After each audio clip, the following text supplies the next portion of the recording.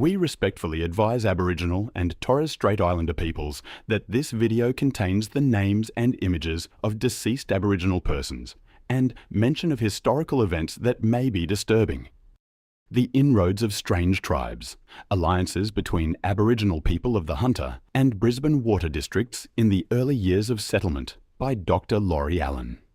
In 1826, after a series of attacks by Wonnarua and Wiradjuri people on farms along the Hunter River, Governor Ralph Darling refused to declare martial law, dismissing the conflict as something that did not warrant such a response. Mounted police were sent instead, and by 1827, colonial authorities believed Indigenous resistance in the Hunter had been suppressed. Dr. Allen will suggest, rather than ending, the conflict shifted. Wonnarua groups formed alliances with neighbouring clans, and what emerged was a tactical flexibility and cooperation among Indigenous groups, resulting in organised resistance in the Lower Hunter, only truly ending after key warriors were captured and imprisoned in Sydney between 1834 and 1836. Laurie Allen grew up on the central coast of New South Wales and has a long-term interest in Aboriginal history. He has an honours degree in German and English from the University of Sydney and a Master of Philosophy in Modern British and European History from the University of Oxford. In 2022, he completed a doctorate at the University of Newcastle researching the history of the Indigenous people of the Central Coast. He lives at the southern end of Lake Macquarie. Before we make a start, I'd like to acknowledge and pay our respect to the traditional custodians of the land. Here we are meeting on the land of the Awabakal people. And now we have Dr. Laurie Allen tonight, who's going to speak to us, and I am going to invite Jude Conway to come up and introduce Laurie and his topic. Welcome, Laurie, and welcome, Jude. It's really lovely to have Dr. Laurie Allen here. Laurie, I met Laurie when I was doing my history PhD at Newcastle Uni, and there was a few retired, if you can count those retired people there. And Laurie's PhD thesis was on the Aboriginal people of the Central Coast up to 1874. And I've read most of his thesis, and the research is quite incredible. And one of the women that I'm interested in, Margaret White, he had lots of things about Margaret White that I've never seen before.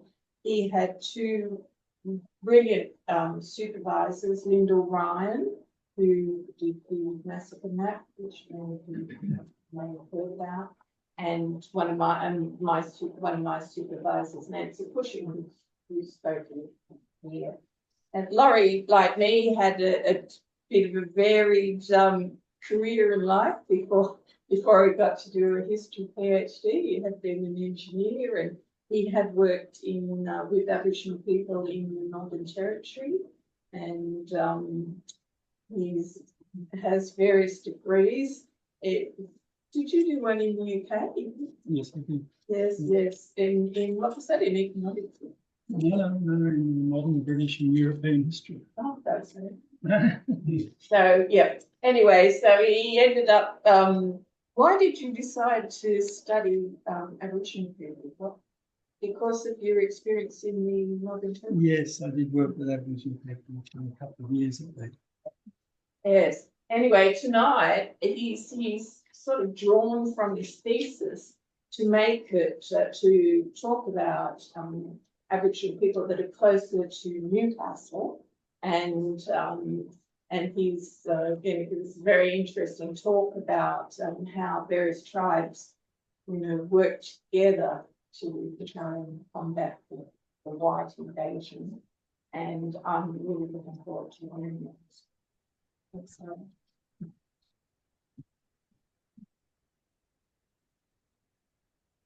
Well, thank you very much, Jude. Thank you for that introduction. And before I go too far, I'd like to acknowledge the traditional owners of the land on which we meet today and the lands about which I will speak.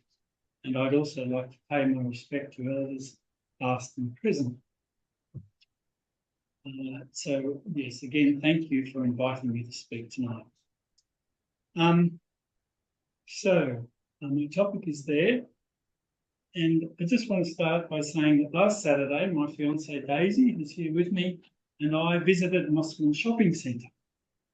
And as we're walking back to the car, past the entrance to the Mosman Civic Centre, the busts of two men caught our eye.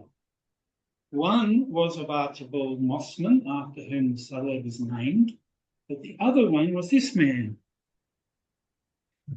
Let's see if we can get him up. This man, Bungaree. Now here is a man who was born on the Central Coast, but he's chiefly remembered as having lived in Sydney, and is actually memorialised in a harbour suburb there. So this is a clear case of interaction between the Central Coast and Sydney by Aboriginal people in the early days of settlement. But were there similar interactions between the Central Coast and the Hunter Valley? And if so, did those interactions begin long before 1788? Or were they a new development inspired by the changes brought about by colonisation? These are the questions that I would like to explore tonight. But first, before I plunge into my topic, I would like to tell you just a little bit more about me. I was born in Yamina. I grew up in Pearl Beach, near the mouth of the Hawkesbury, and I attended Yamina Public and Gosford High Schools. That was many years ago. And so on that basis, I suppose you could call me a coastie. About 10 years ago, after having written several theses on Aboriginal missions for other institutions, as we've heard, I crossed paths with Professor Lyndall Ryan of the University of Newcastle, a great historian who has since sadly passed away. And Lyndall urged me to undertake further research focusing on the history of the Aboriginal people of the Central Coast, and that will be informed tonight's paper. I want to make clear that I'm not of Aboriginal descent, and that what I wish to share tonight comes from contemporary newspaper articles, court records, and so on. Although I've read what Aboriginal people have written about this period and discussed it with various ones, my methodology is primarily document-based. So just so we're all on the same page, let's start with a map of the Hunter Valley and the Central Coast.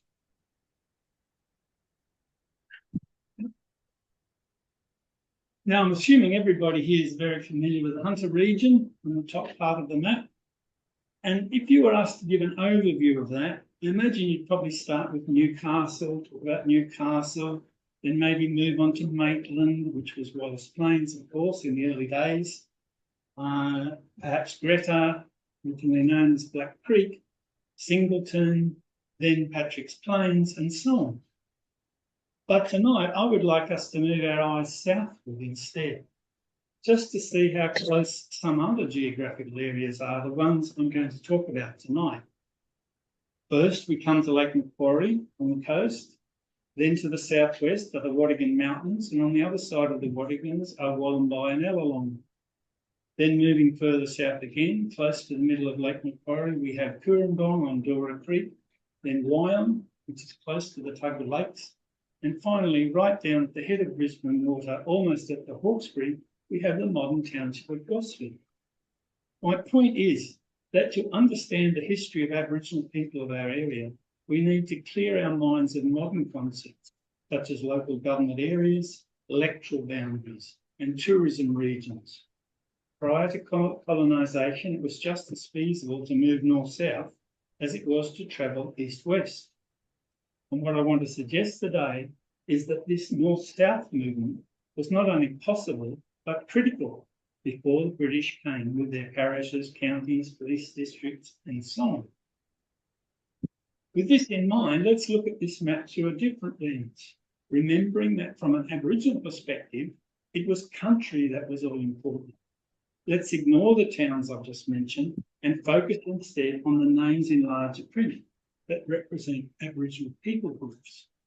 So if we think east-west, then starting around the mouth of the Hunter, first with Worimi country, further west was Wonnarua country, then Kamilaroi country, And moving south, one would enter Wabaka country, then Darkinjung or Ringo country.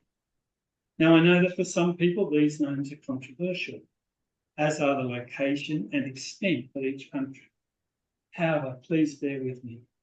Because I want to be able to refer to the different people groups of the region, I've taken commonly accepted names and put them on the map, hoping that by doing so, we can gain some insight into the Aboriginal perspective of the Hunter and Central Coast. And just to take that a step further, we might note that Aboriginal people pre-colonisation would have prioritised features of the landscape in a very different way than we do today. So, the presence of a deep water port, abundant coal reserves, and soil suitable for viticulture were presumably of little or no consequence for millennia or 1800. On the other hand, large shallow lakes teeming with birds and marine life, which allowed rapid transit from one place to another, probably would. So could it be that the economic backwater, Central Coast, could it have been more desirable in the Aboriginal world than today? I'll leave it with you. Now, I would like to pose another question.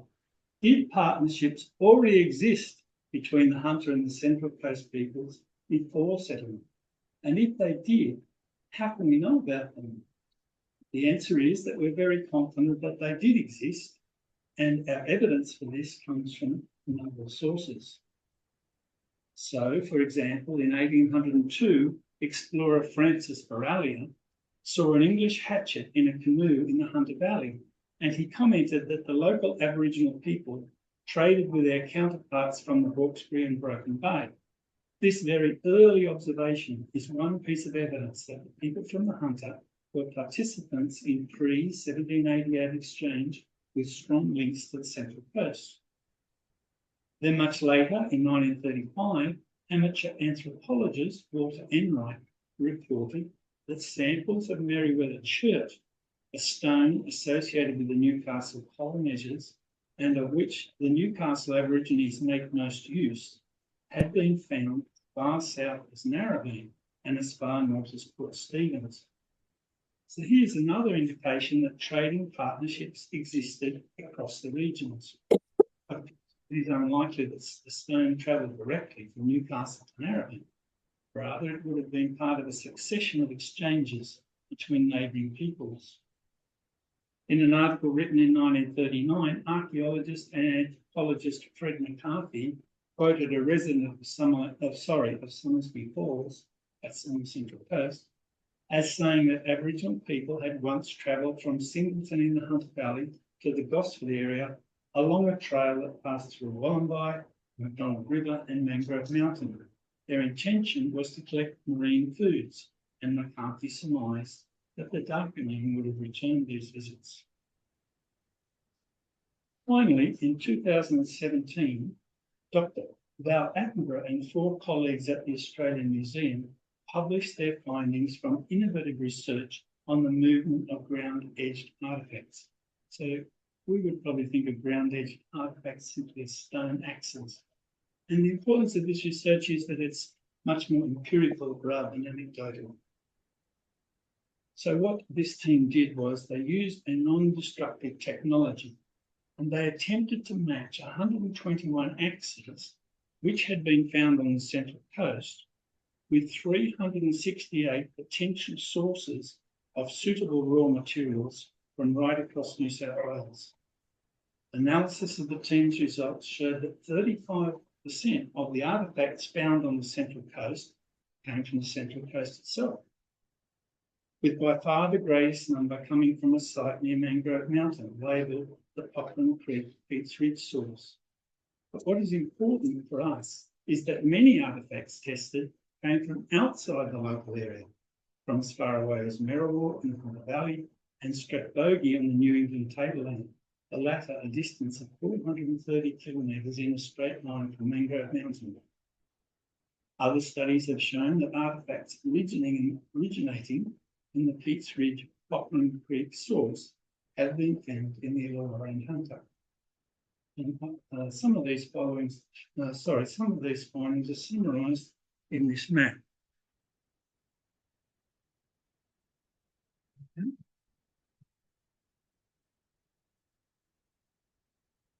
So on this map, the Poplar Creek Peach Ridge area is represented by the big red star. The red arrows show how material from this site has been detected in stone axes found as far south as Wonnarua and as far north as Swansea. Now, they probably went further, but if you'll remember that the team only looked at axes found on the Central Coast. But the green arrows show us that axes found on the Central Coast had parent material which came from far away. These sources included Mount Warrant, Strathbogie, as I said, and Merrill. This study gives us empirical evidence that there were links of some kind between the Central Coast and Hunter before 1788. But what was the nature of these links? Were these stone axes and blanks simply traded across regions?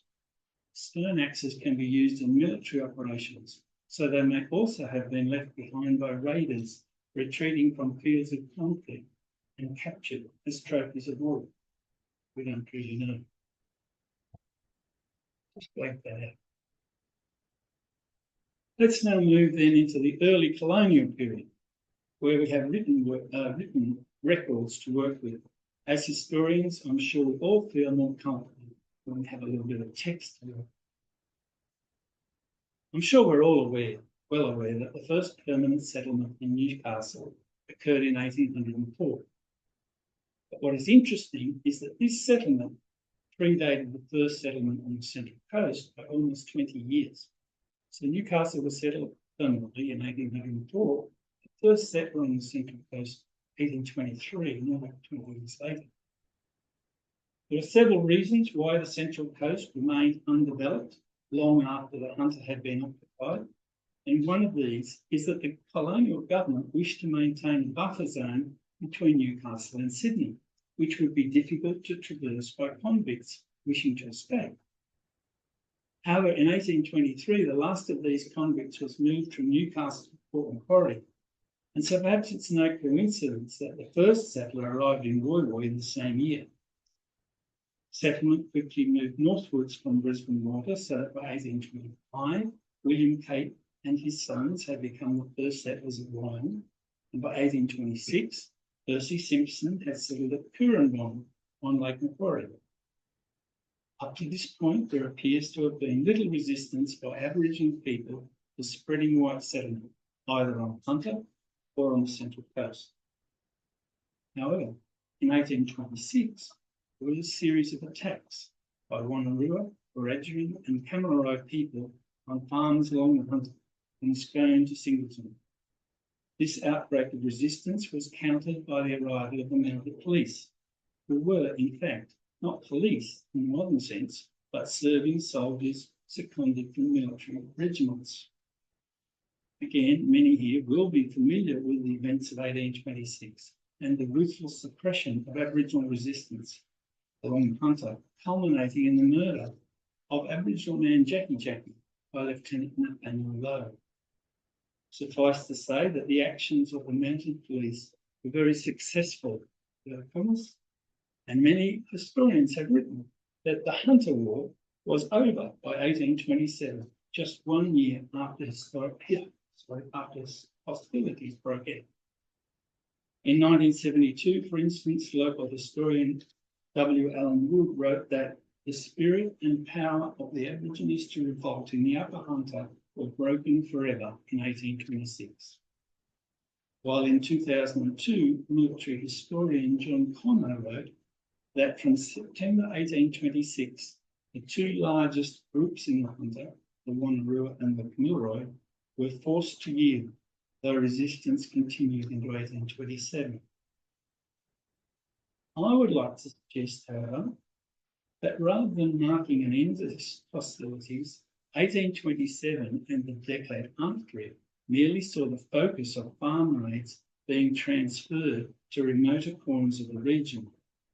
Thus, for example, Wonnarua people began to conduct raids in the far south of the Hunter Valley, and then into the Central Coast.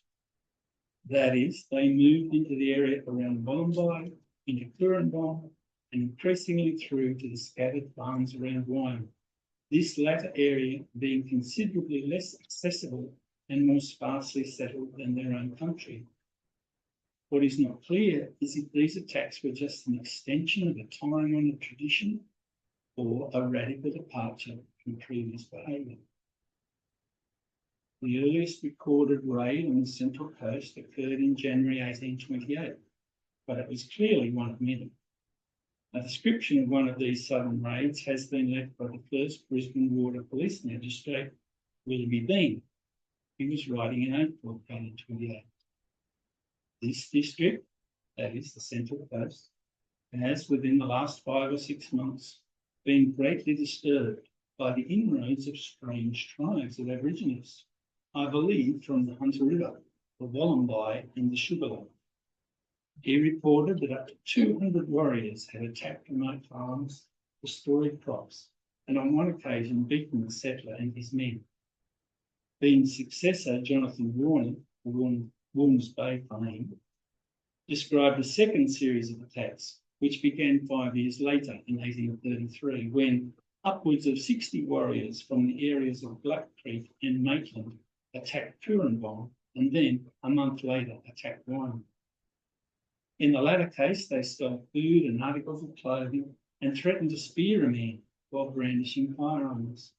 They also promised to come again the following autumn at the time of the maize harvest, a clear indication they were based outside the district. At harvest end in 1834, another wave of Aboriginal warriors did return to Wyong and stayed for several months. Warner and missionary Lancelot Threlfeld from Toronto recorded them as being from Lake Macquarie, Wyong and Brisbane Water, that is the local area. But later, after a key raid in October, Wyong farmer Alfred Hill testified that of the 50 or 60 Aboriginal men who had attacked his property, only 8 or 10 were locals, the rest coming from various parts of Patrick's Plains, that is Singleton near Hunter.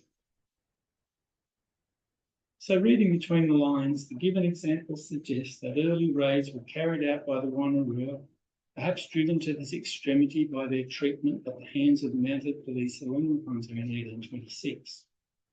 The second wave of raids of 1833, however, were carried out by Wonnarua supported by local warriors, who may have been impressed by the successful plundering of their region by their northern neighbours. The names of some of the raiders involved in the second wave of attacks also suggest that several groups were joining forces. While some of the recorded names regularly appear on blanket distribution lists from the Brisbane Water Police District, others, such as Maitland Paddy, who gives it away, Molly Morgan and Joe the Marine, stem from the Hunter, the latter two having been borrowed from a well-known pair of Maitland innkeepers. It's interesting that Molly Morgan was a lady, but Molly Morgan, the Aboriginal name. I would just like to pause here and show a few portraits that we have of Aboriginal men of this era. Let's see if we can get it up. Well, after we can come back to the actual pictures, I'll just explain who the people are. So one of them is of Mickey, and he's labelled as being of the Lake Macquarie Newcastle tribe. And there was a Mickey involved in the Central Coast farm raids. This may have been actually the man himself. In the pictures, they are very well dressed, but of course that may have been just because they were having the portrait painted. On either side of Mickey are 2 men of the Broken Bay tribe, and they could have come from the either from the Central Coast or possibly from the northern beaches area of Sydney. Broken Bay having obviously shores on both sides. While one of the 1828 raiders claimed they were targeting Wyong settler William Cape because of his previous bad treatment of them, the primary motivation for all these raids appears to me to have been the need for food. Significantly, drought conditions ravaged the whole Hunter in 1827 to 30, and struck the upper. Oh, here we are. We have some people. We'll just pause for a moment and look at their pictures. So Mickey in the centre, from the Lake Macquarie Newcastle tribe, and then on each side we have Toby and Tommy, and we assume that these men, if they weren't involved in the raids, were typical of the men of that period.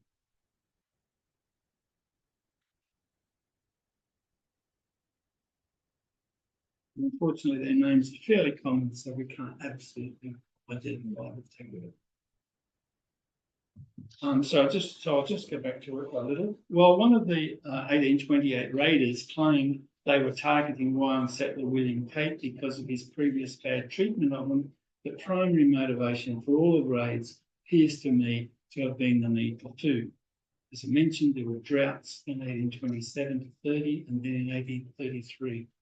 And although the districts of Maitland and Patterson's Plain seems to have been spared in that second period of drought, the poorly policed, heavily forested Brisbane Water District, still largely free of sheep and cattle, seems to have attracted Aboriginal people from the Upper Hunter who were struggling to survive. After the 1834 raids, Alfred Jark Hill testified that the raiders had said that they wanted provisions and provisions they would have. Now, another reason for the attacks may have been the rapid land clearing taking place in the Hunter during this period.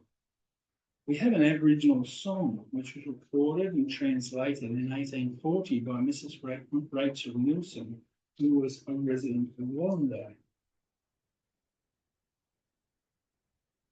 I won't attempt to read the Aboriginal part, but the translation she gave is this. Where are the trees which grew on these plains? The spirits have removed them. They are angry with the blacks. They leave them without firewood. When they're angry, they'll never grow again. We pine for the loss of our woods, but the dark spirit won't send them back. The spirit is angry with us.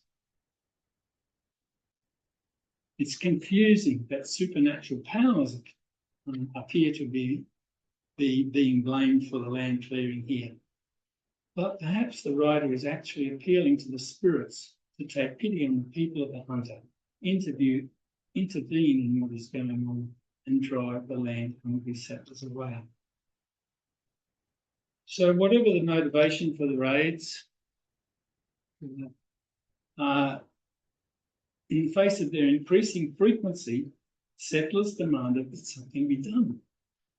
And the first outside assistance for the Brisbane Water District came as a response to Police Magistrate Warner's reports of attacks on Wyong farms in July 1834.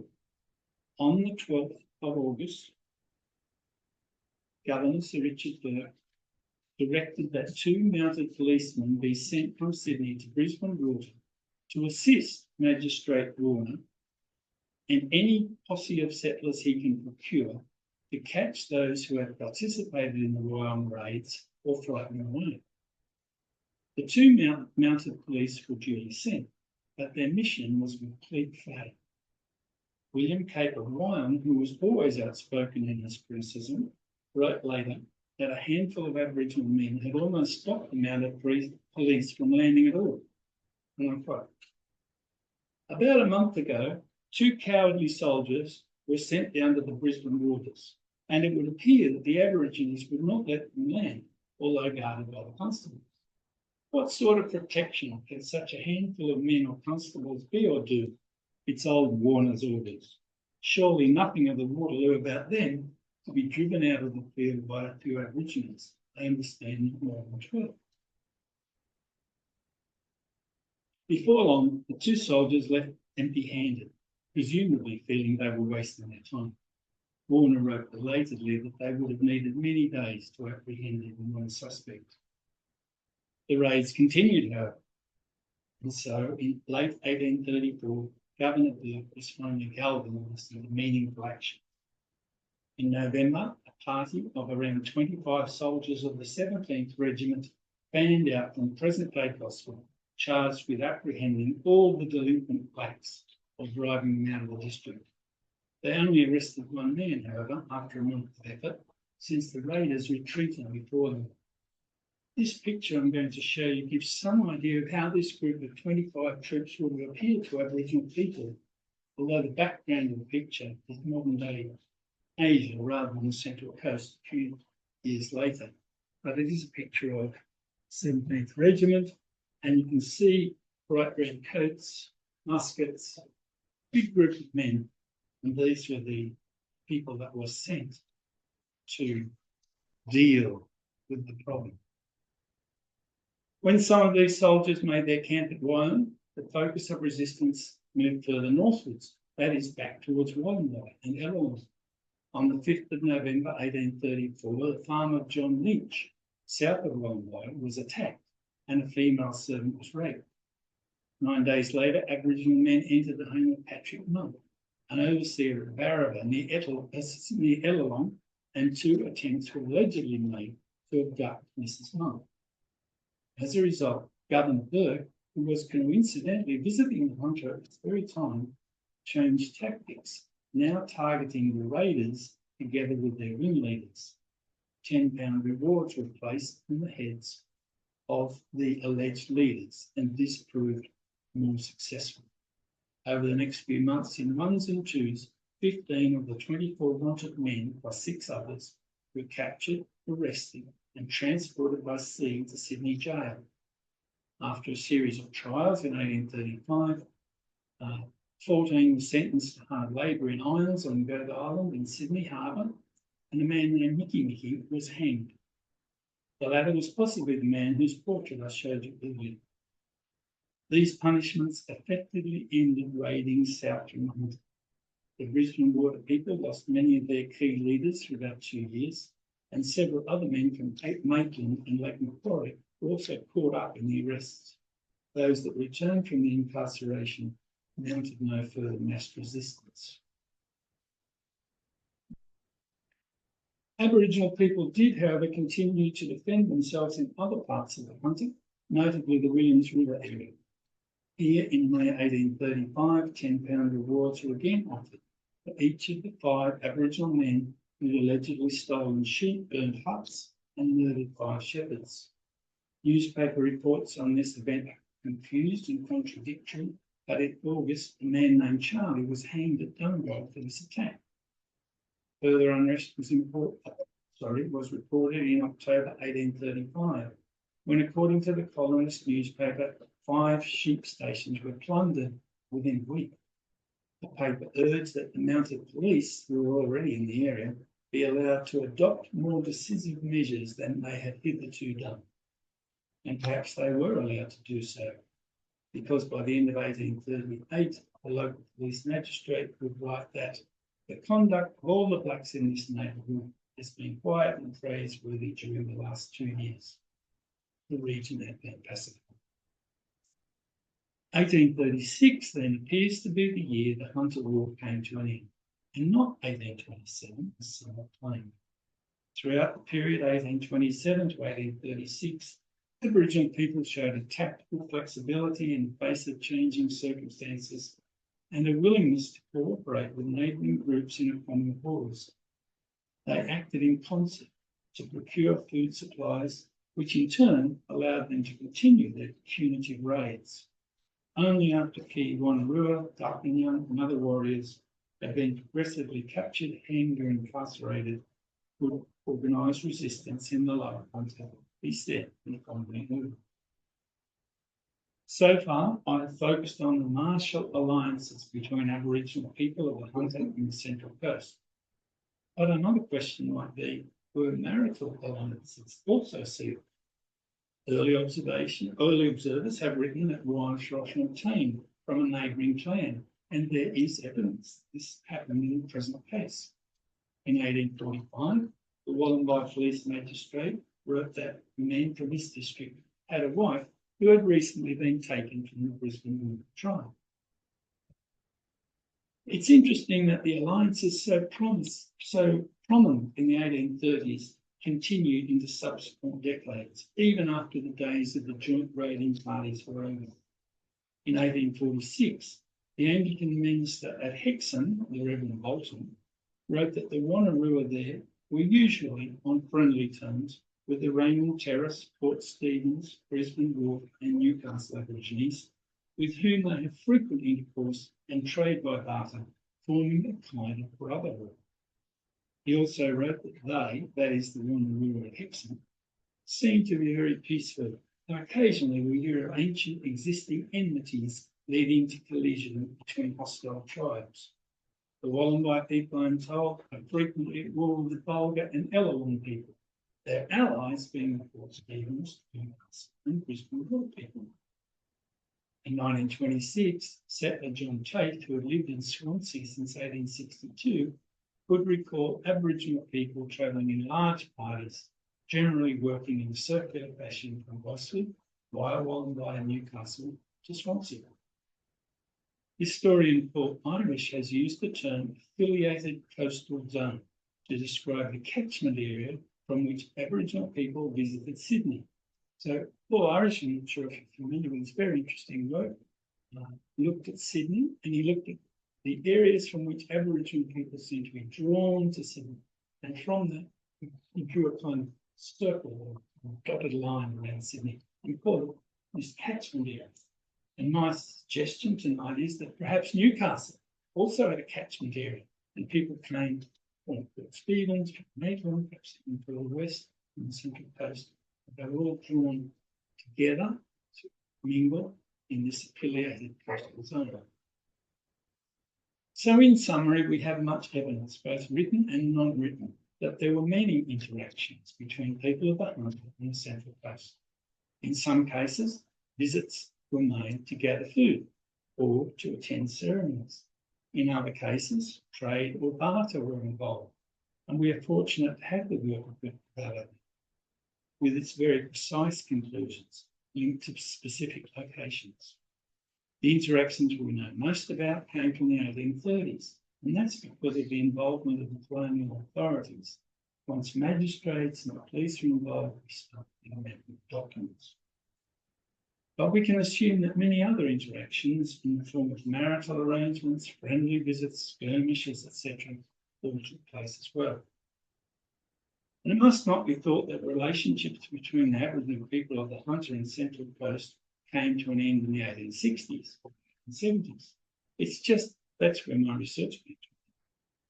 Of course, the story continued.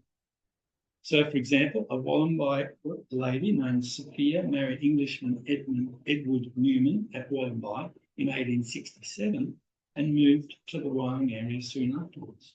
She had 10 children between 1868 and 1883, all of whom were raised in the Central Coast and where many of their descendants remain today. But I've got to stop somewhere. I hope that the information gleaned from my research on the history of the Central Coast has been of interest, highlighting in particular the links I found with the Hunter. I hope I've been able to create in all our minds what may be called tentatively an Aboriginal worldview, where travel between the two regions was quite natural and where the Central Coast was seen as a place worth a visit for the generous rewards it offered. Thank you for your attention. Oh, that was wonderful, Laurie. You've given us something to think about. It's interesting how our history's changed, and we're actually now starting to get the proper stories of the things that happened. Thank you, Laurie. That was terrific.